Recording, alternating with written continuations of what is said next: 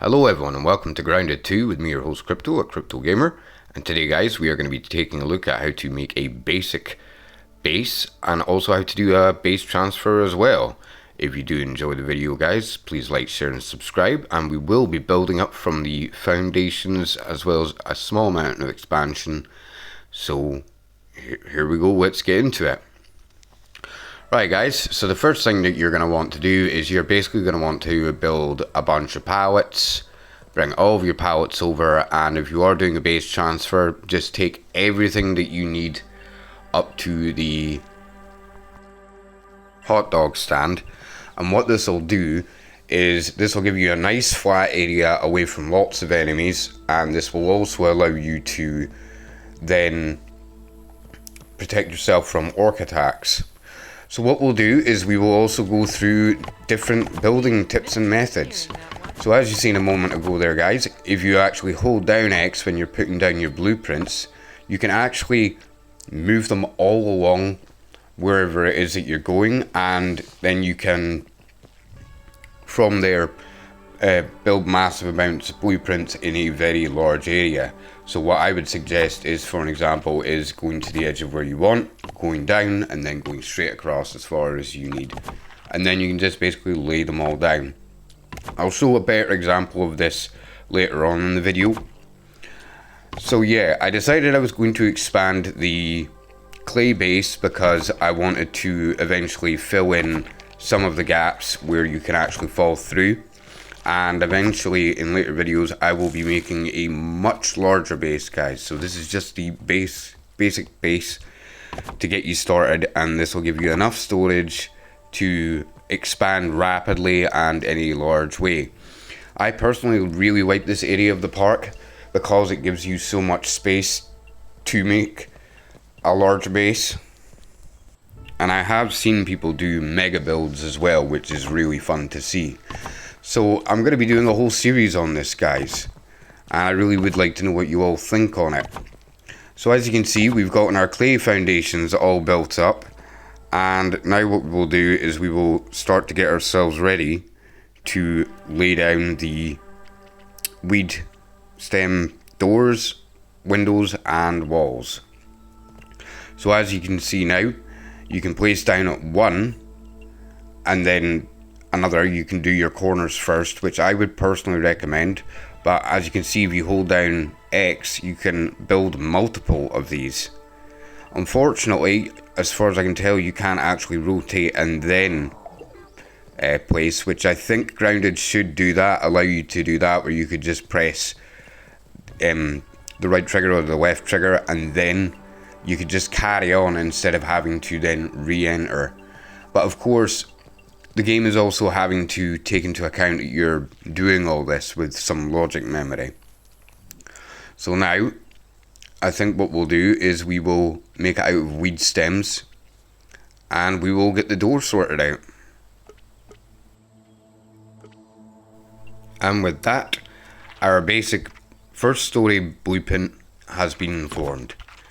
So the first thing I do is I usually sort out the front wall and the doors, and then I go all the way around and just keep going and keep going and keep going until I've completed the entire walls.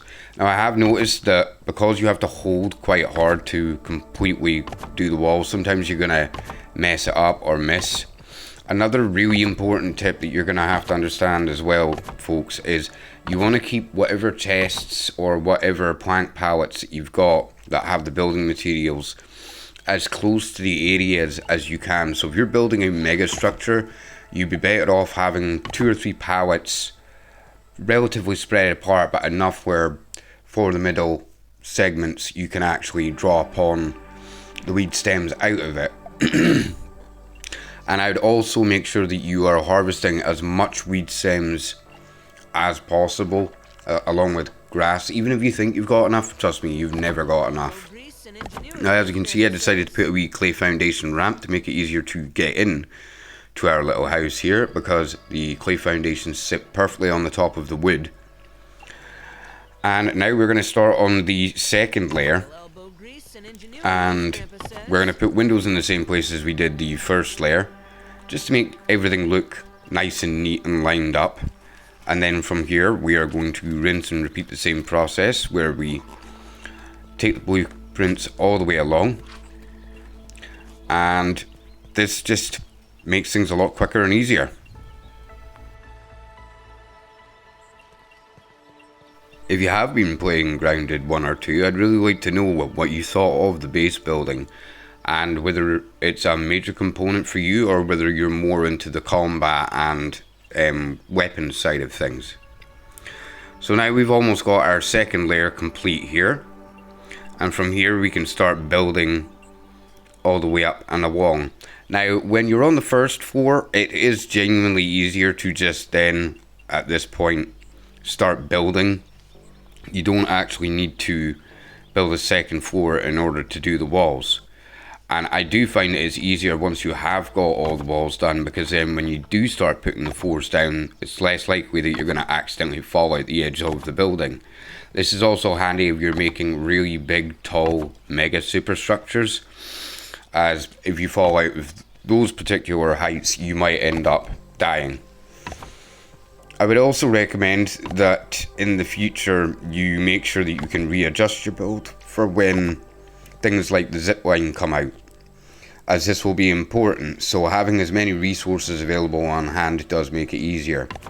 So I just use personally these very cheap stairs, and I usually keep it parallel to the front wall, just simply because that area isn't going to be used as much, for the simple fact that when you are going into your home, you're going to be seeing basically the back end and the sides of it rather than what's directly behind the walls. So from here, you're just going to slowly build up your base layer, and then you can start making mega blueprints. Also make sure to leave the area where the stairs are clear, because otherwise you won't be able to use the stairs, of course, so you will need to leave that square completely open. And as you can see, we have gotten our second layer fully complete.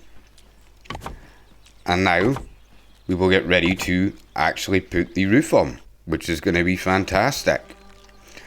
So for me, I had to go back outside and I had to do a lot of harvesting, especially of clovers. And we are going to do all the corner roofs first to make it look nice with these beautiful prefab pieces. I would suggest using them rather than trying to fit parts together yourself, as it just makes it a lot easier. Although with the other parts you can actually have like steeper corners, which is nice. If you have any spare dandelion stems that you have just lying around, not inside the pallets, you can actually use them instead, and this is a good way of burning down a lot of stems. And we are on the way to a nice orc attack. So now that we've all gotten all the corners done, we are going to use this particular roof here, and we're going to go along like we did before. And of course I need to readjust this here.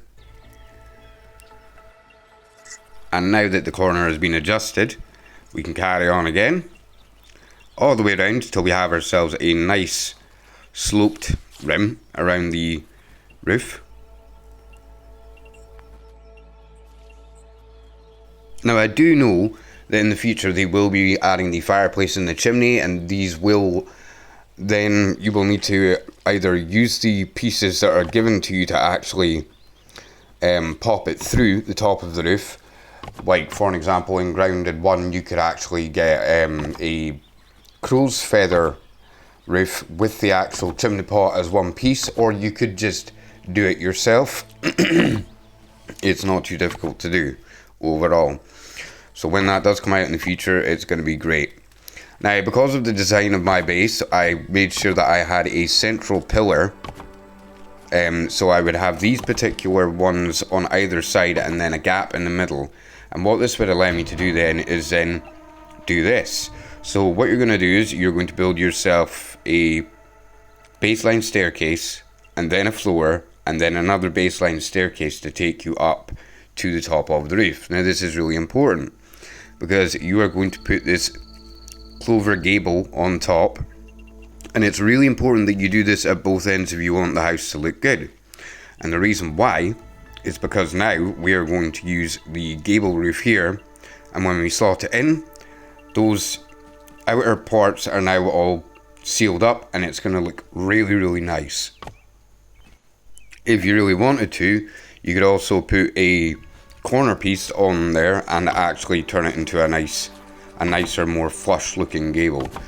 Well guys, if you have enjoyed the video, please like, share and subscribe, as it really helps the channel, and comment and let me know what you thought. This has been Crypto Gamer. I hope you all have a great day. Peace out.